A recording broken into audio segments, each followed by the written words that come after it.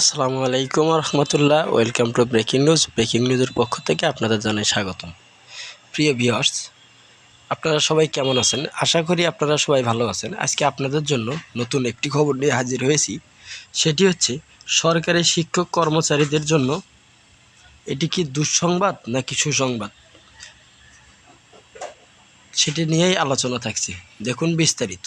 শিক্ষক কর্মচারীদের বাড়ি ভাড়ার চিকিৎসা ভাতা বৃদ্ধি নিয়ে যা জানালো মাওসি।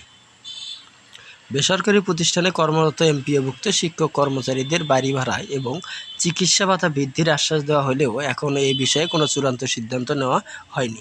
ফলে জুলাই মাস থেকে কেবল বেতন বৃদ্ধি পাচ্ছে। ফলে শিক্ষক কর্মচারীরা বাড়ি এবং চিকিৎসা ভাতা আগের মতোই পাবেন বলে জানা গেছে। মাধ্যমিক ও উচ্চ শিক্ষা অধিদপ্তর মাওসির সূত্রে জানা গেছে, স্কুল কলেজের কর্মরত 3,78,557 জনের জুলাই মাসের বেতনের প্রস্তাব শিক্ষা মন্ত্রণালয়ে মাধ্যমিক ও উচ্চ মাধ্যমিক বিভাগে বাজেট শাখায় পাঠানো হয়েছে। জুলাই মাসের বেতন ভাতা বাবদ 1,029 কোটি টাকার প্রস্তাব পাঠানো হয়েছে। কেবলমাত্র বর্ধিত বেতনের প্রস্তাব সহ টাকার হিসাব দেওয়া হয়েছে। বাড়ি ভাড়া কিংবা চিকিৎসা ভাতার কোনো বিষয় আনা হয়নি।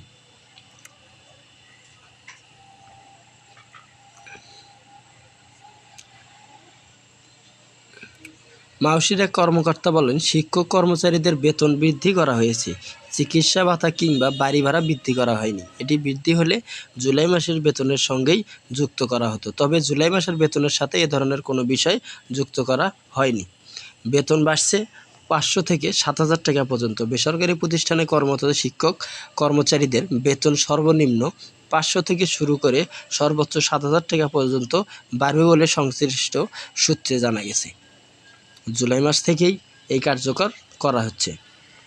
মাসিক সূত্রে জানা গেছে, সবচেয়ে বেশি গ্রেড থাকা স্কুলের কর্মচারীরা যেমন আয়া পরিচ্ছন্ন কর্মীদের 500 থেকে পর্যন্ত বেতন বাড়ছে। যদিও বর্তমান দ্রব্যমূল্যের ঊর্ধ্বগতির বাজারে এই বেতন বৃদ্ধির ফলে তাদের সামগ্রিক আর্থিক অবস্থার উন্নতি হবে না। জুনিয়র শিক্ষকদের বেতন 800 থেকে 1,000 টাকা পর্যন্ত বাড়বে। সহকারী শিক্ষক যারা আছে 12,000 টাকা বেতনে চাকরি করছেন, তাদের বেতন 1,200 টাকা 1,500 টাকা বাড়বে। তবে দীর্ঘদিন ধরে চাকরিরত সরকারি শিক্ষকদের বেতন আরও বৃদ্ধি পাবে। ক্ষেত্র বিশেষে সিনিয়র সরকারি শিক্ষকদের ক্ষেত্রে 2 বছর 4,000 টাকা বাড়বে। কোনো কোনো ক্ষেত্রে এটি 5,000 টাকাও পর্যন্ত বাড়তে পারে। এছাড়া প্রধান শিক্ষকদের বেতন প্রায় 7,000 টাকার মতো বৃদ্ধি পাচ্ছে। শিক্ষক কর্মচারীদের বেতন বৃদ্ধির ফলে জুলাই মাসে শিক্ষক কর্মচারীদের বেতন ও ভাতা পরিশোধের অতিরিক্ত 145 কোটি লাগছে।